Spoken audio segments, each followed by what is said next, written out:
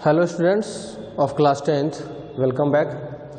Students, आज आप पढ़ रहे हैं अनुपूरक पाठ्य पुस्तक कृतिका भाग 2 के अंतर्गत चैप्टर नंबर 3 साना साना हाथ जोड़ी के पार्ट 2 को। स्टूडेंट्स, इसके पूर्व मैंने पार्ट 1 में आपको लेखिका मधु कांकड़िया जी के द्वारा ये लिखित यात्रा वृत्तांत शाना शाना हाथ जोड़ी इसके पार्ट 1 को बताया था, जिसमें मैंने बताया था कि किस प्रकार से लेखिका मधु जी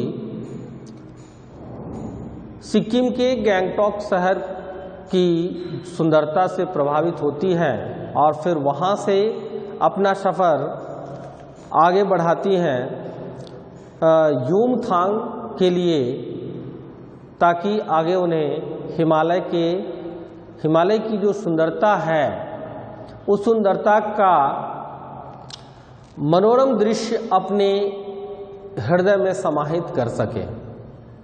स्टूडेंट्स, तो इसी यात्रा को आगे बढ़ाते हैं। अब लेखिका आगे क्या अनुभव कर रही हैं, जिसको इस पाठ में उन्होंने कलमबद्ध किया है।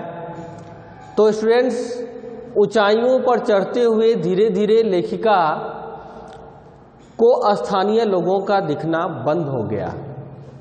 हाँ स्टूडेंट्स, पहाड़ की ऊंचाइयों पर जैसे जैसे हम ऊपर चढ़ते हैं तो नीचे जो चीज़ें होती है, वृक्ष हो, कोई मकान हो या कोई फिर अन्य वस्तु, वह धीरे धीरे छोटी होती हुई प्रतीत होने लगती है।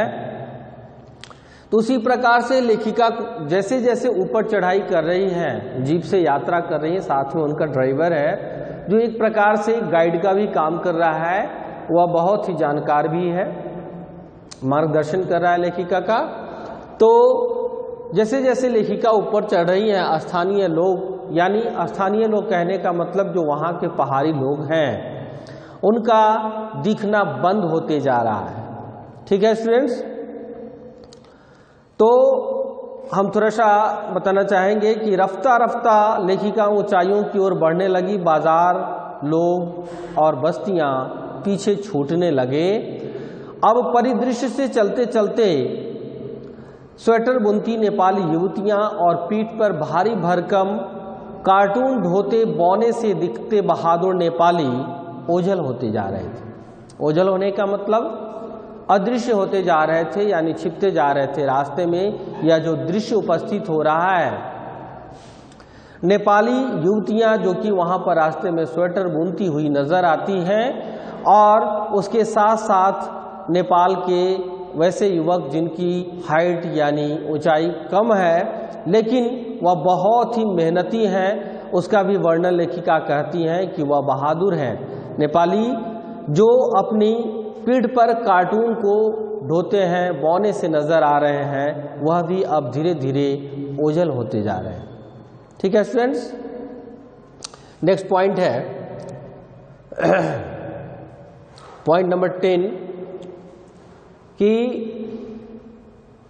नीचे घर जो थे वह ताश के पत्तों जैसे छोटे छोटे दिखने लगे। हाँ स्टूडेंट्स, यानी अब जो नीचे देखने पर घाटियों में जो घर बने थे, वह जैसे ताश के पत्तों से बच्चे लोग कैसे घर बना लेते हैं, ठीक इसी प्रकार के छोटे छोटे घर लेखिका को दिख रहे हैं, क्योंकि ऊंचाई जो है वह बढ़ती जा रही है। इस प्रकार से पेड़ पौधों के बीच वह जो घर है वह बिल्कुल ताश के पत्तों जैसा छोटा छोटा दिख रहा है। 11 पर देखेंगे, पॉइंट नंबर 11 में मैंने लिया है कि आगे चलने पर हिमालय की विशालता दिखने लगी। हाँ स्टूडेंट्स, अब लेखिका वहाँ से जब आगे बढ़ रही हैं तो हिमालय की जो विशालता है, ऊंचाई, वह लेखिका को नजर आने लगी। हिमालय भी अब छोटी छोटी पहाड़ियों के रूप में नहीं, दूर से तो छोटी छोटी पहाड़ियों की तरह दिख रहे थे, लेकिन अब जब लेखिका मधु कांकड़िया जी हिमालय के करीब आ रही हैं तो हिमालय भी उन्हें छोटी छोटी पहाड़ियों की तरह नहीं वरन बल्कि अपने विराट रूप में एवं वैभव के साथ सामने आने वाला था। वह दृश्य हिमालय का और न जाने कितने दर्शकों, यात्रियों और तीर्थाटनियों का काम्य हिमालय पल पल प्रवर्तित हो रहा था। यह हिमालय यानी ऐसा लग रहा था मानो पल पल वह अपना दृश्य बदल रहा हो। ठीक है स्टूडेंट्स, नेक्स्ट पॉइंट पर चलते हैं कि रास्ते संकरे और घुमावदार होने लगे।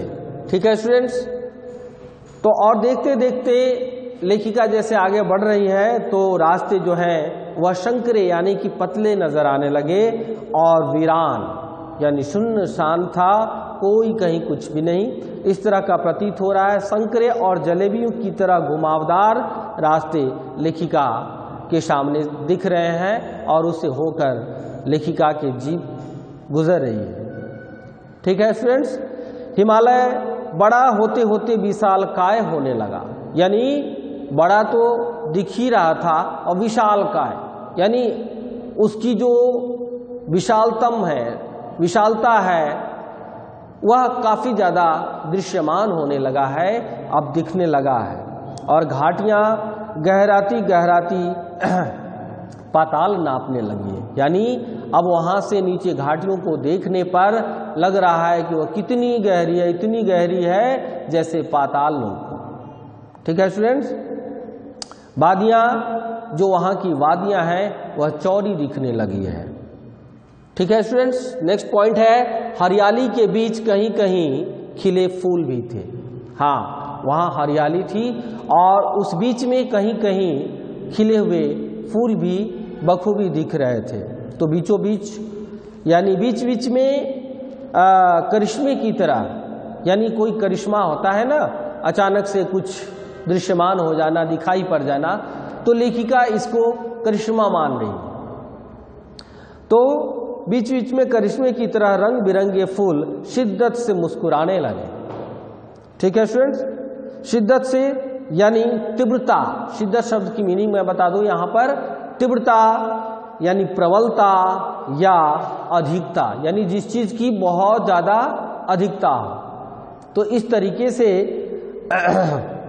शिद्दत से मुस्कुराने लगी। उन भीमकाय पर्वतों के बीच और घाटियों के ऊपर बने संकरे कच्चे पक्के रास्तों से गुजरते हुए लेखिका को यूं लग रहा था जैसे हम किसी सघन हरियाली वाली गुफा के बीच हिचकोले खाते निकल रहे हैं और जीप धीरे धीरे आगे बढ़ती जा रही है। ठीक है स्टूडेंट्स, नेक्स्ट पॉइंट है कि हिमालय की सुंदरता ने यात्रियों को प्रभावित किया और वे प्रार्थना के लोकगीत गाने लगे। चांदी की तरह चमकती तीस्ता नदी लगातार सिल्लीगुड़ी से साथ साथ चल रही थी। हाँ स्टूडेंट्स, इस पॉइंट्स को मैं क्लियर कर रहा हूं कि इस बिखरती असीम सुंदरता पर लेखिका का मन बड़ा ही मोहित हो रहा था, प्रभावित हो रहा था, और मन पर यह प्रभाव पड़ा कि सारी सैलानी यानी साथ चलने वाले वहाँ जो सैलानी लोग हैं, तो सैलानी झूम झूम कर वहाँ का जो लोकगीत है उसको गाने लगे, सुहाना सफ़र और ये मौसम हंसी। ठीक है स्टूडेंट्स, इस गाने को लेखिका गुनगुना रही है कि सुहाना सफ़र और ये मौसम हंसी। इस गीत को गुनगुनाती हुई लेखिका आगे बढ़ रही है, पर मौन भी थी, कहीं वह मौन भी थी। इस पॉइंट्स को मैं पॉइंट नंबर 16 पर आपको बता रहा हूं। ओके स्टूडेंट्स, और इस प्रकार जब लेखिका उस गीत को गुनगुना रही हैं और फिर आगे बढ़ती जा रही हैं, तो कभी कभी गाड़ी के भीतर से यानी जीप के भीतर से मुंडकी निकालकर, मुंडकी कहने का अर्थ यहाँ पर है सिर को बाहर करती हैं और निकाल कर कभी आसमान को छूती पर्वतों के शिखरों को देखती है, तो कभी ऊपर से दूध की धार की तरह झरझर गिरते जल प्रपातों को निहारती हैं। हाँ स्टूडेंट्स, और तो कभी नीचे चिकने चिकने गुलाबी पत्थरों के बीच इठला इठला कर जो बहती चांदी की तरह कौंध मारती बनी ठनी तीस्ता नदी को भी लेखिका निहारती जा रही है। और फिर आगे बढ़ती हैं तो कह रही हैं कि सिलीगुड़ी से ही यह तीस्ता नदी हमारे साथ साथ थी और यह तीस्ता नदी पर यहाँ उसका सौंदर्य जो है, उस नदी की जो सौंदर्य है, सुंदरता है, वह पराकाष्ठा पर है। पराकाष्ठा कहने का मतलब वह बहुत अधिक सुंदर दिख रही है तीस्ता नदी, जो सिलीगुड़ी से ही साथ साथ चलती आ रही है। इतनी खूबसूरत नदी, लेखिका बता रही हैं कि इतनी खूबसूरत नदी मैंने पहले कभी नहीं देखी थी। और लेखिका रोमांचित थी, पुलकित थी, चिड़ियों के पंख की तरह अपने को हल्की महसूस कर रही थी, उस सुंदरता को निहार कर। ठीक है स्टूडेंट्स, नेक्स्ट पॉइंट 16 में मैंने लिखा है कि प्रसन्न लेखिका ने भी हिमालय को सलामी देनी चाहिए थी कि जीप चलती हुई 7 सिस्टर्स फॉल के सामने आ खड़ी हुई। यानी लेखिका उस दृश्य से इतना प्रफुल्लित है, इतनी प्रसन्न है कि वह चाहती हैं कि हिमालय को मैं सलामी दूं, यानी नमस्कार करूं जिसने इतनी असीम सुंदरता उपस्थित कर रखी है। परंतु लेखिका कुछ और सोच पाती, इससे पहले उनकी जो जीप है वह आगे बढ़ चली। और फिर लेखिका कहती हैं कि मेरे नगरपति मेरे विशाल, मेरे नगरपति मेरे विशाल। यह एक कविता की पंक्ति है स्टूडेंट्स, जो हिमालय के बड़प्पन में, हिमालय की बड़ाई में लिखी गई है। उस पंक्ति को लेखिका गुनगुना देती हैं कि मेरे नगरपति मेरे विशाल। इसकी संज्ञा दी गई है क्योंकि हर प्रकार से हिमालय जो है हमारे लिए, भारतवासियों के लिए काफ़ी मददगार साबित हुई है, होती है। तो इस चीज़ की जो इसके प्रति जो यहाँ पर एक पंक्ति है कविता की, उसे लेखिका ने गुनगुनाया। मैं हिमालय को सलामी देना चाहिए कि तभी जीप एक अचानक सी जगह पर रुकी और वहाँ पर क्या हुआ लेखिका के साथ कि खूब ऊंचाई से पूरे वेग के साथ ऊपर शिखर के भी शिखर से गिरता, यानी शिखरों के शिखर जो ऊंची चोटी है उनके ऊपर भी जो ऊंची चोटी है, आप सोचिए स्टूडेंट्स कि वहाँ पर कितना रमणीक और सुंदर दृश्य उपस्थित हो रहा।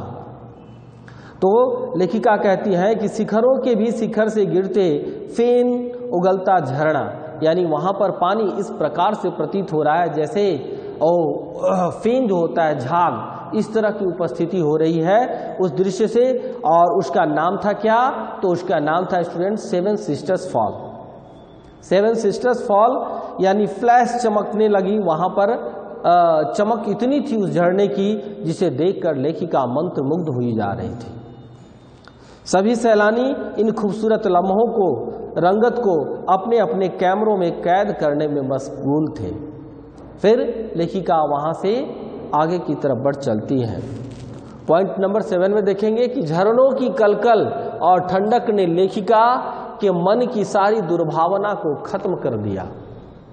हाँ स्टूडेंट्स, वहाँ जाने के बाद, उस सुंदरता से प्रभावित होने के बाद लेखिका बता रही है कि आदिम युग की किसी अभिशप्त राजकुमारी सी मैं भी नीचे बिखरे भारी भरकम पत्थरों पर बैठे झरने के संगीत के साथ ही आत्मा की संगीत सुनने लगी। यानी लेखिका इतनी मोहित हो गई उस दृश्य को देखकर कि वह अनुभव कर रही है कि जैसे कोई राजकुमारी किसी झरने के पास उस कलकल ध्वनि को सुनती है और उस दृश्य को देखकर मंत्रमुग्ध हो जाती है, वैसे ही अनुभव लेखिका को भी हो रहा है। और लेखिका भी चुपचाप शांत से, एकांत से उस दृश्य को देखे जा रही है और उस सुंदरतम ध्वनि को, जो झरनों की आवाज़ है 7 सिस्टर्स फॉल के, उसको सुनकर मंत्रमुग्ध हुई जा रही है।